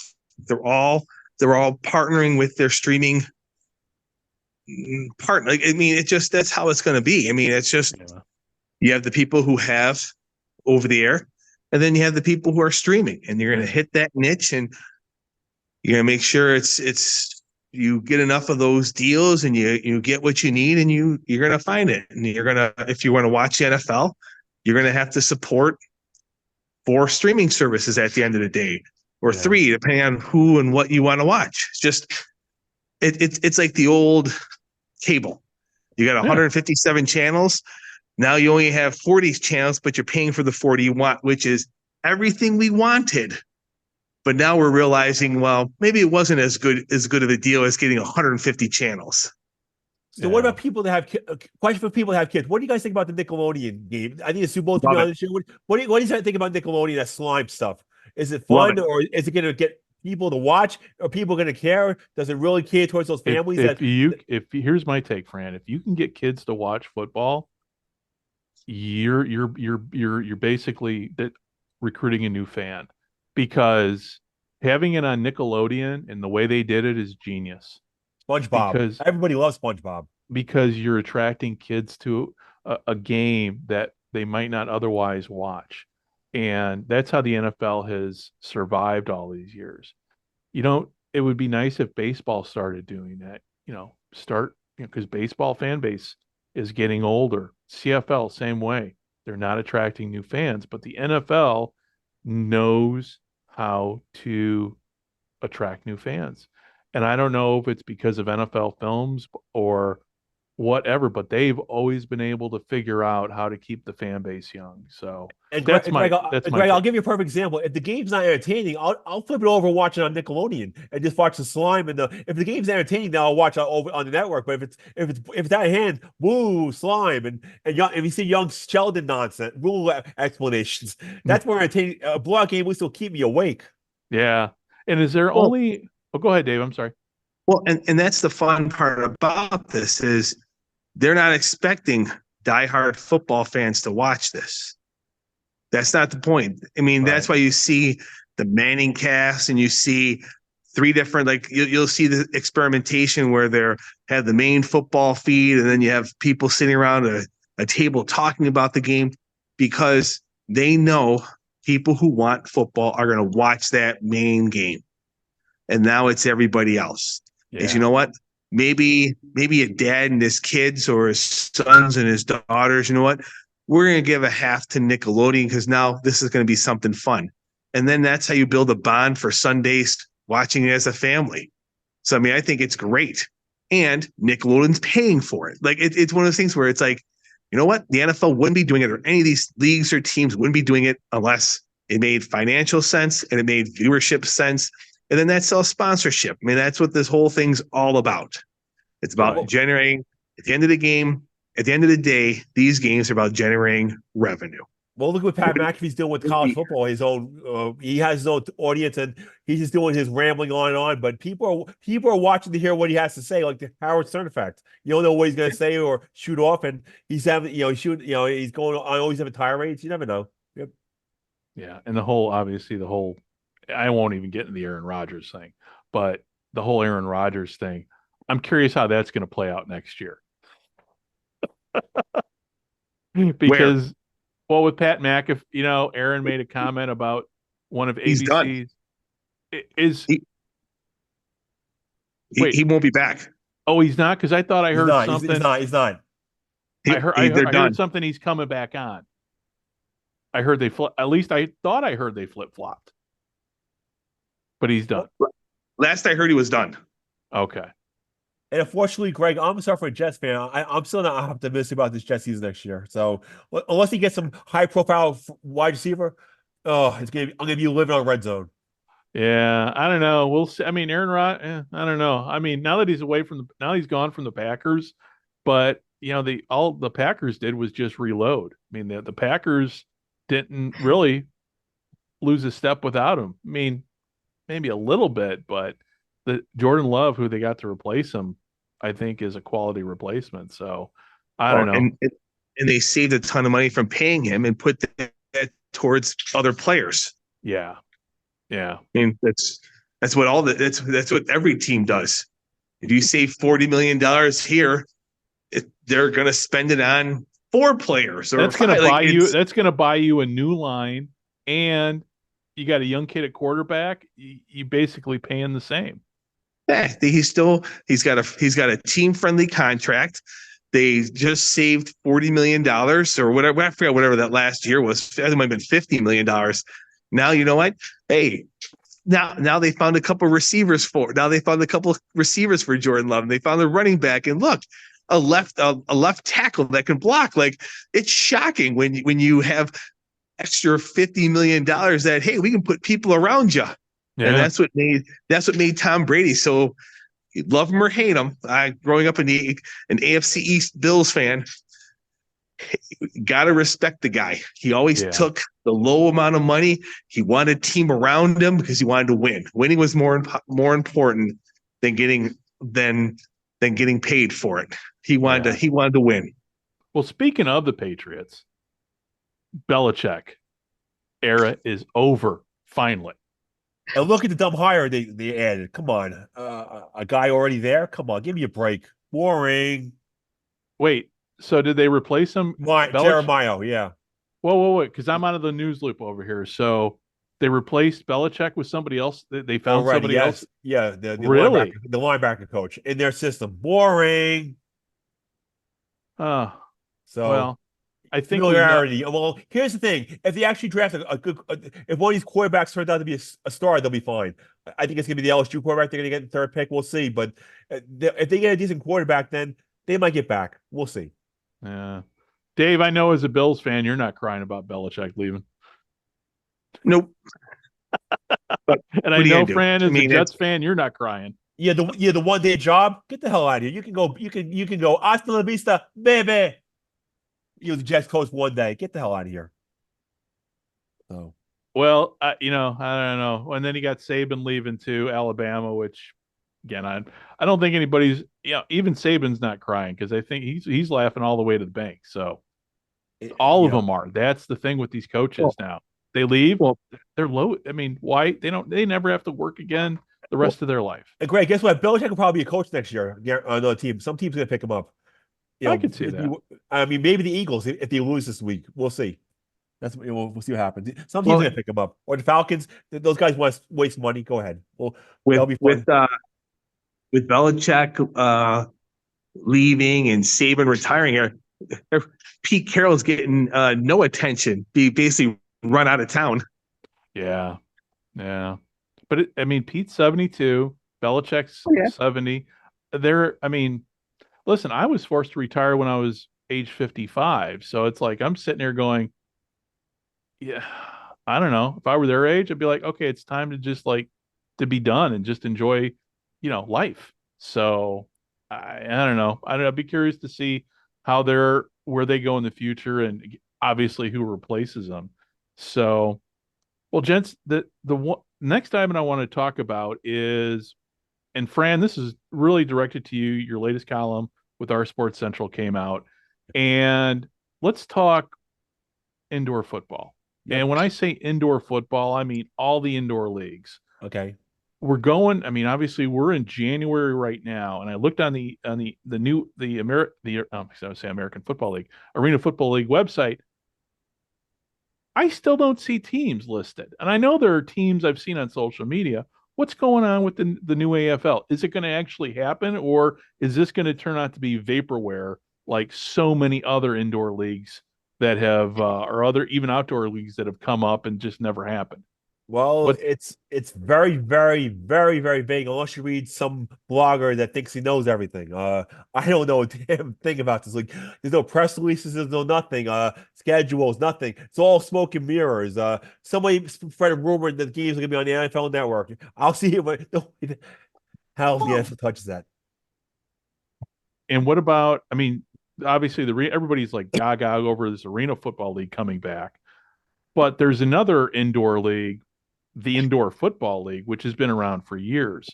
Where are they? What for those who don't know anything about the Indoor Football League, tell describe what the Indoor Football League is and how it came to be and kind of where it's at right now. I mean, I know you've gone to, I mean, you've traveled all over and watched sports of all kinds. So, how is the Indoor Football League different from the Arena Football League?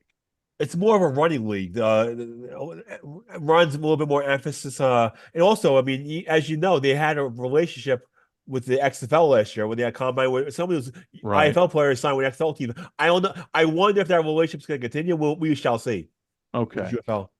And obviously, there's other indoor football leagues too. I think Champions Indoor Football League. Well, that's gone. That's gone. That's gone. Oh, because it's gone. Okay. Refa will absorb that. Okay. National Arena League. That's the one with Carolina and the Midwest and the rest of the Midwest teams. AIF is vaporwave joke.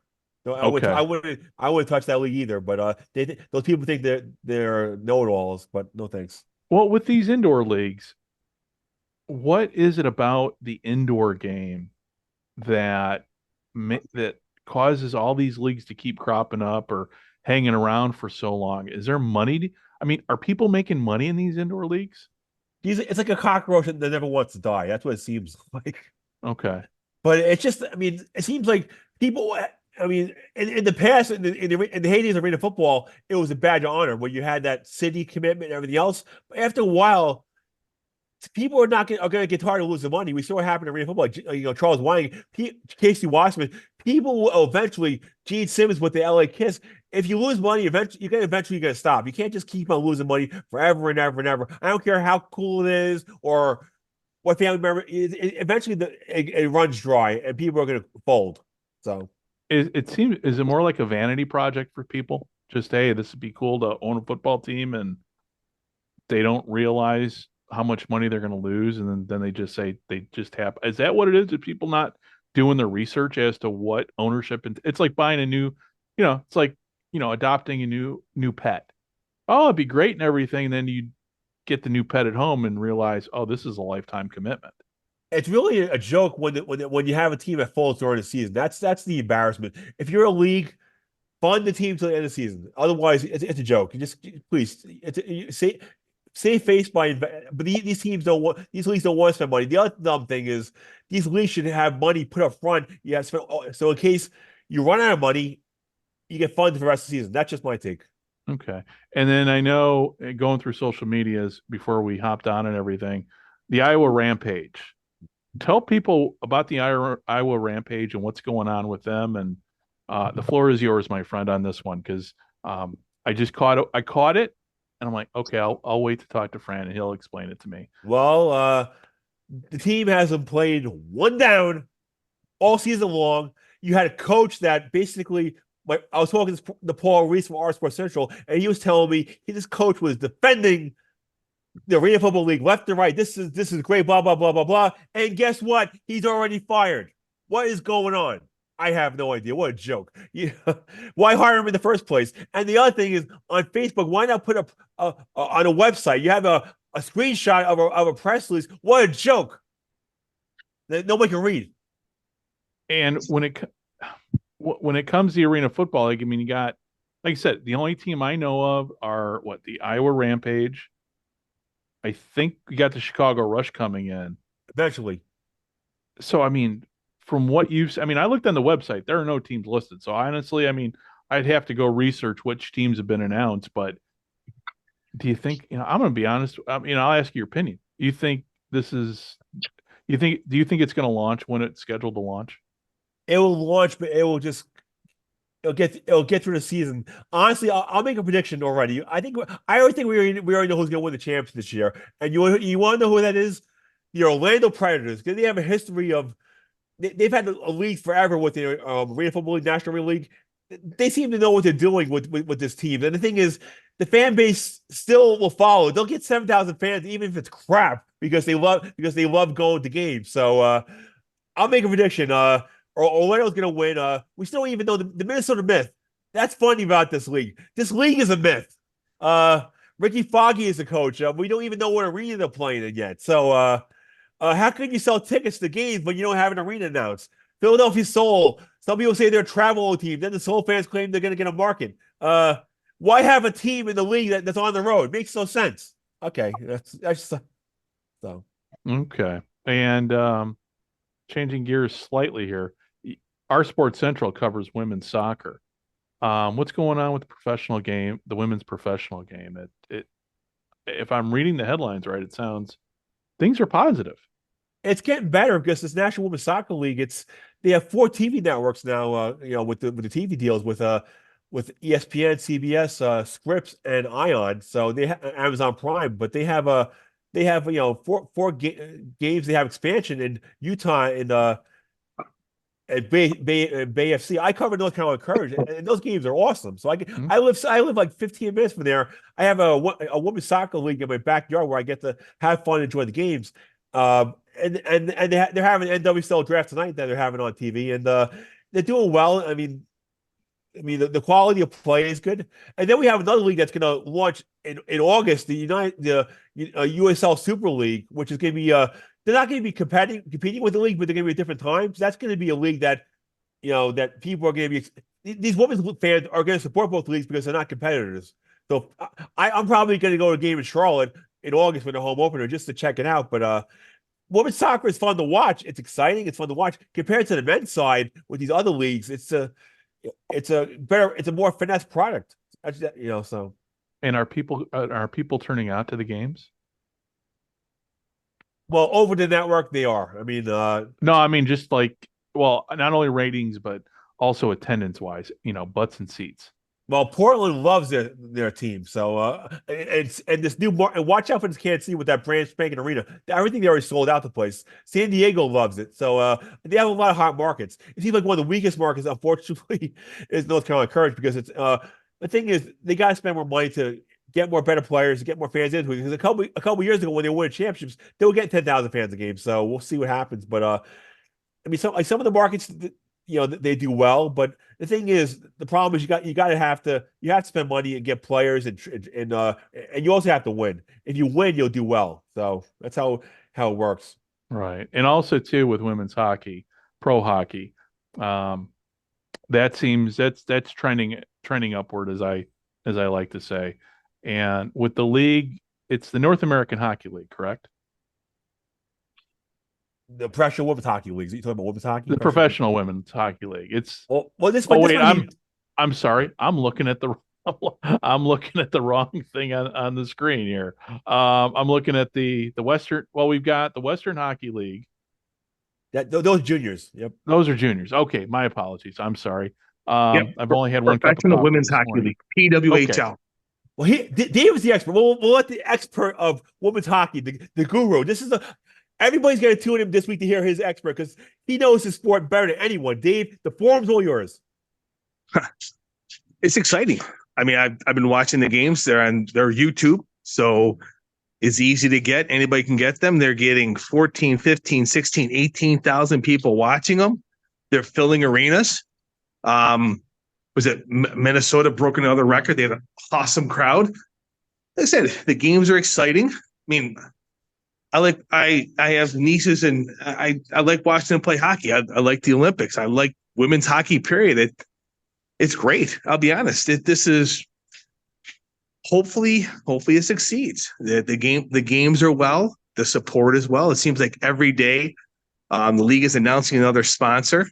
I mean, obviously Canada has certainly embraced it, but it's getting good crowds and getting good market penetration where the teams are in the United States as well. So I'm not being naive that it's going to rival anything, but I think after a few weeks, it's got a place in the marketplace and hopefully continues to thrive. I mean, it's just say it. There's been fun games. I have to say, if you get a chance, look the highlight packages, jump on YouTube, watch the game. It's fun. I mean, okay. I love the idea. Now, this is one of the rules they're using. I love the idea that if you score a shorthanded goal, penalty's over. I like it. It's making teams stretch the ice. It's making the defense not just sit in the shell. It's a push a little bit, and it's fun. I like that new rule. It's like, never really thought about it. You know what? Pretty cool. Well, Dave, here's my one critique. Or maybe Greg can chime in. I'm disappointed they don't have the nicknames out. I mean, they had enough of a layover to do that. I mean, maybe do you know why they didn't? I mean, they're going to do it next year, but they should have had nicknames in place for branding purposes. It would even bring more people. Or they really want to make sure they get the right branding in place to hit it out of the park. Honestly, I don't. I don't know. For me, those old name the team contests and all that stuff, I've been a part enough of those. They're rigged. If they want to be part of Montreal or New York and then work into a name and build something with the community to even a stronger bond, I'm good. I mean, if they were the, I don't know, I'm trying to think of the Montreal whatevers. I don't know. I guess for me the whole nickname thing for these teams is not a big deal for me. I like the concentration. They've been talking to some of the general managers on shuffling the organizations because of international games and making sure they're getting cohesiveness on the teams. So if they don't have a name for it, I'm perfectly fine with it. It for me, it doesn't take anything away from what they're putting on the ice or the product they're putting on YouTube or whatever.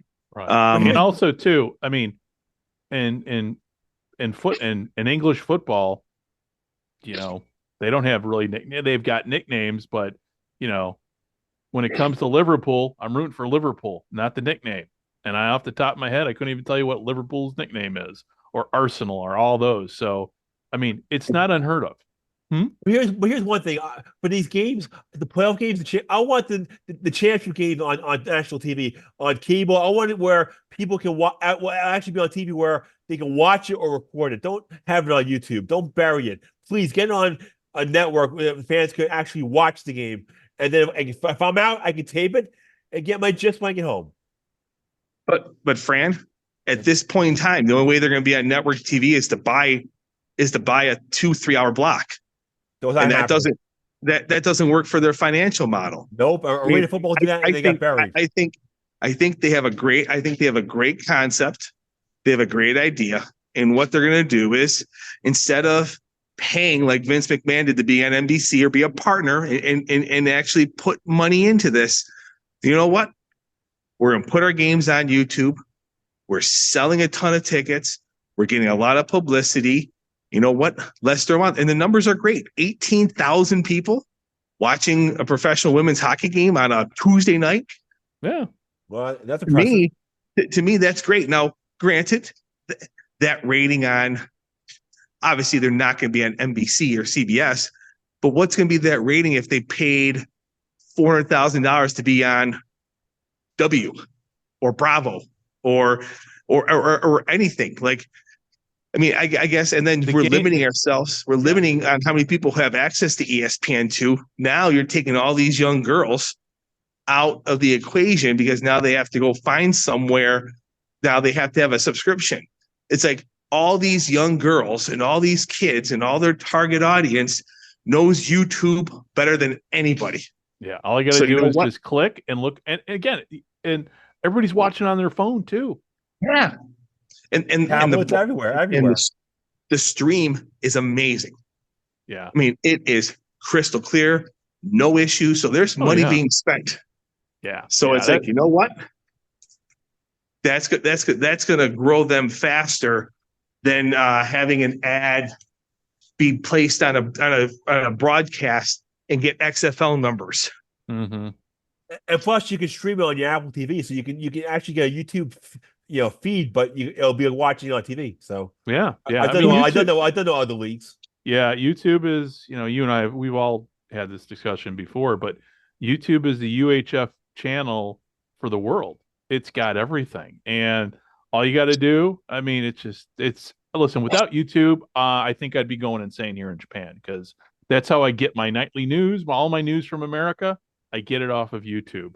And hey guys, before we wrap everything up here, because I want to do this longer, but unfortunately, I got a handyman here at the house, so we won't stay on the line too long. But Frant, what else is going on in the world of sports that you covered last week and that you're going to be writing about this week? Well, this week the NWSL draft. We have that, and also what happened with NWSL. We have the Old Reign. They finally rebranded as Seattle Reign, and now we have that Mississippi team in that Southern League. Now they're Columbus, Georgia. That's a baseball. The Braves want to be close to the home, so they want to save money. So the thing is, I love about the week around the leagues. Sometimes things come out of nowhere. And also tomorrow morning I'm going to interview the Pro Volleyball Federation founder Dave Wyndham, who, if you guys know him in Arena Football days, he's a long time involved as a coach of Arena Football. So I'm going to actually talk about the 7 teams, about the team, about their TV partners, and see if pro women's volleyball can make it. Dave, what do you think? Can it make it? Sure. I think I'm looking forward to it. I'm definitely going to watch it. Yeah. I'm here. This is my opinion on all this. I'm in favor of every single sporting event or sports league that can pay athletes, create jobs for people in the offices, and sustain people to live. I think it's great. I've said it before. I worked 20 years in professional sports. It was an amazing 20-year run. And I would like everybody. I mean, the pay's not the great, but I didn't do it for the pay. So if you can get these teams and leagues and they can sustain themselves, do it. I love it. Well, in a couple of weeks, I'm flying to Atlanta, and I'm going to see the Atlanta Vibe a home opener against the San Diego Mojo. I'm hoping Carrie Walsh Jennings is there, the co-owner of San Diego. She's an Olympian. I'm like, yep. When I talk to Dave, I'm like, please let me get her as a guest, because that's instant credibility to have her involved all she's done in sports. And like I say, hopefully Dave can open up more doors for me to get more access to some of these volleyball players. And it'll be fun. I'm looking forward just to having something fun. They're going to be on CBS Sports Network. They'll be on some of the streaming services, and it's going to be just a fun team. I mean, I'm hoping there's going to be a team in the Carolinas eventually that I can go to and support. We'll see. Yeah. We got pro volleyball here in Japan, and it's actually on network TV. So occasionally you can stumble on games. So it's taken off. Pro volleyball in Europe is huge. Yeah. And they give you making a decent living between $60,000 and $100,000. That's not bad for women's volleyball. The rosters are going to be around 11 players. But hey, man, if you can, come on, how many kids can make that much money playing a professional sport? Not that much, WNBA players have struggles getting amounts like that. So, right. By all means, I'll be very interested to talk to Dave, get his vision, and let's just see how this league goes over the next couple of years. Yep. Yeah. Well, guys, on that note, I don't know if you can hear it on my end, but I got hammering going on here. So we will end the show here. And for everybody who is listening, Fran, where can everybody find you and all your work at online? rsportscentral.com. I don't need any random guys friend requesting me on Facebook. No thanks. Okay. And with Dave and I here at From the 55, you can find, and actually, if you got any questions for Fran or anything, you can go to our Twitter account, message us at From the 55, and we'll pass that along to Fran, and hopefully answer any questions on air the next time around. So, well, Greg, one thing I'd love to do to make the show even more fun is answer fan questions. We would have so much fun with that. So I don't know how it's worked in past shows. If we get questions, that'll make the fans even more involved, and we'll mention the names, because if a fan hears their name mentioned, they're going to share with all their friends. You know how it works, right? Yep, exactly. People love anyone. As we go on Facebook. If you mention someone's name, they're like passing out like a Gaga rock star. Come on, you know how it works, and we know who these people are. Yep. Yeah. No, I know. You mentioned the name, like, and they're like, oh, wow, I'm so popular on a world that nobody cares about. Look, if we mention Los Mysterio's name, he's going to be like, oh, I'm the god now. Everybody knows who I am. I go on forums and fight with fans that mean absolutely nothing. Oh, come on! Everybody knows who Los Mysterios. Oh, I mean, the most passionate fan. I mean, I even question him on Facebook. Why don't you just create a website and voice your opinions there? And it says spamming every group and getting into arguments with people on Facebook that casual acquaintances mean absolutely nothing in the real world. But he liked the comment. Okay, well, he didn't block me, so who cares? Well, I'm unfortunately I can't see his comments anymore because, well, he blocked me. So, and on that note, I will wrap the show up here. Thank you very much for listening, and we will be talking again with you next week. Bye-bye. Miami has the Dolphins, the greatest football team. We take the ball from goal to goal like no one's ever seen. We're in the air, we're on the ground, we're always in control. And when you say Miami, you're talking Super Bowl, 'cause we're the Miami Dolphins. Miami Dolphins, Miami Dolphins #1. Yes, we're the Miami Dolphins. Miami Dolphins, Miami Dolphins #1.